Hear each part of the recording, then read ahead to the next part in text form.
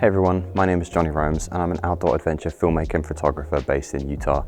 And I'm out here in a slot canyon in the Utah desert, and I'm here to give you 5 tips on how to improve your storytelling with photography.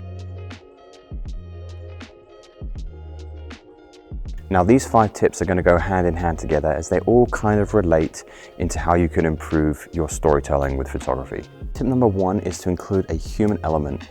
I think people are more drawn these days to seeing a subject in an epic scene as they're able to relate to that photograph a little bit more. There's an emotional connection there, which I think is vital to telling a story and connecting with your own audience. So the second tip ties really closely with the first tip, and that is not get too hyper-focused on that final end result, because quite often, more than not, it doesn't necessarily pan out. There are so many different variables that can go into play if you've hyper-focused on that one final image.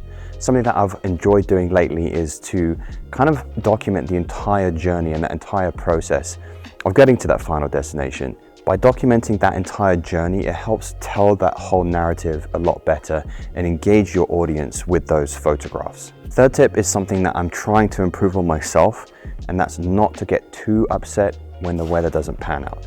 Something that's definitely out of our control as photographers, but we kind of have to roll with the punches. And being able to adapt to a variety of different weather conditions, whether it's a full overcast day or it's a bluebird day, or you're hoping for an epic sunset and you get skunked, being able to kind of adapt to those situations and look for compelling stories throughout that entire situation helps differentiate you from other photographers and stand out to your audience. My fourth tip is specific to social media. Now this is something that I've seen help with my own posting on Instagram, and it may help with you as well if you're kind of feeling that you're stuck in a rut. And I've been really focusing lately on getting away from that 4x5 crop. But 4x5 is kind of what we're pigeonholed into on Instagram. So what I've been doing is cropping my photos in a landscape format of 2.39 by 1, which is a very common cinematic aspect ratio that coincidentally fits 3 stacks on top of each other in a 4x5 crop.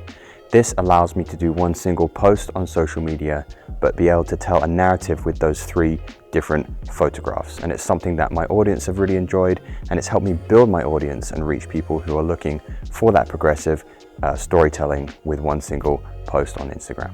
My 5th and final tip is related to gear. Now it's super easy to get caught up in the latest and greatest cameras, but as cliche as it sounds, the statement is true that the best camera out there is the one that you have with you. And you can create compelling photographs with any piece of gear. But one thing that I would suggest is get a mist filter. Whether it's for photo or video, I'm using a mist V&D filter right now for filming, but all of my photographs I'm using a mist filter as it helps kind of cut away that kind of hyper sharpness that most modern digital sensors have these days.